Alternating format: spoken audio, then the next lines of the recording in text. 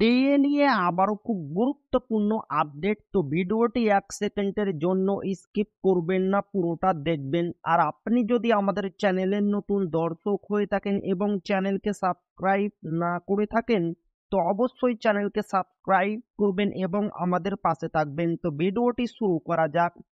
আগামী 25 তারিখে পশ্চিমবঙ্গে বকেয়া ডিএ সুপ্রিম কোর্টের আগাম ঘোষণা।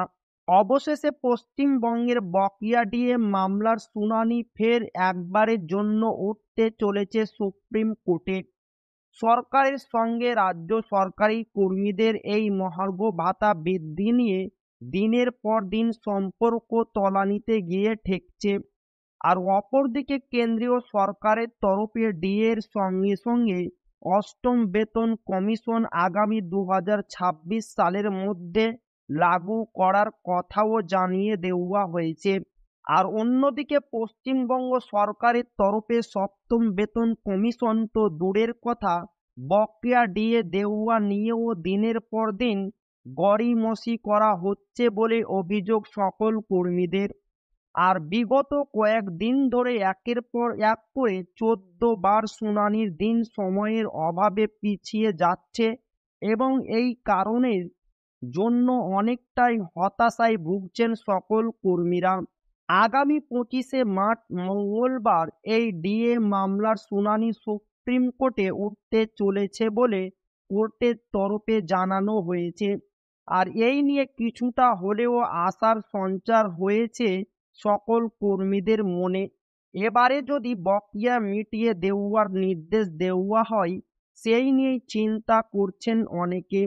রাজ্য সরকারি কর্মীদের সংগঠন কনফেডারেশন অফ স্টেট গভর্নমেন্ট এমপ্লয়িজের সাধারণ সম্পাদক মলয় বাবু জানিয়েছেন যে অ্যাডভান্স লিস্ট অনুসারে 95 নম্বরে এই মামলার লিস্ট হয়েছে এবং 1 থেকে 768 পর্যন্ত সিরিয়াল অনুসারে 95তে এই শুনানির সময় এসেছে।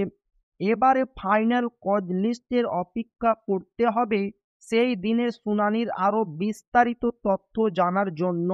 2016 সালে এই মামলা দায়ের করা হয় কলকাতা হাইকোর্ট ও স্যাটে। এরপর 2022 সালের সেপ্টেম্বর মাসে এই মামলা সুপ্রিম কোর্টে গড়ায়। আর 3 বছর পেরিয়ে গেলেও এখনো কোনো প্রকারের শুনানি হয়নি। তাই যত তাড়াতাড়ি এই শুনানি শেষ হবে ততই তাড়াতাড়ি কোনো না কোনো সিদ্ধান্ত নেবে সরকার, এমনটাই মনে করছেন অনেকেই। আর এখন সকলের নজর রয়েছে আগামী 25 তারিখের দিকে। অনেকেই ভাবছেন যে এবারে কিছু একটা সুরাহা হলেও হতে পারে। কলকাতা হাইকোর্টের তরফে রাজ্য সরকারকে নির্দেশ দেওয়া হয় সকল বকেয়া মিটিয়ে দেওয়ার জন্য, কিন্তু সরকারের তরফে এই নির্দেশ না মেনে উচ্চ আদালতে যাওয়া হয়। আর এবারে যদি দেশের সর্বোচ্চ আদালতে যদি এই বকেয়া মিটিয়ে দেওয়ার নির্দেশ দেওয়া হয় ভবিষ্যতে, তাহলে রাজ্য সরকারের তরফে কি করা হয় সেই দিকেই নজর সকলের। তো এই ছিল ডিএ নিয়ে খুব গুরুত্বপূর্ণ আপডেট যা আপনাদের মাঝে শেয়ার করলাম। তো ভিডিওটি ভালো লাগলে অবশ্যই আপনার বন্ধুদের শেয়ার করবেন যাতে তাদেরও উপকার হয়।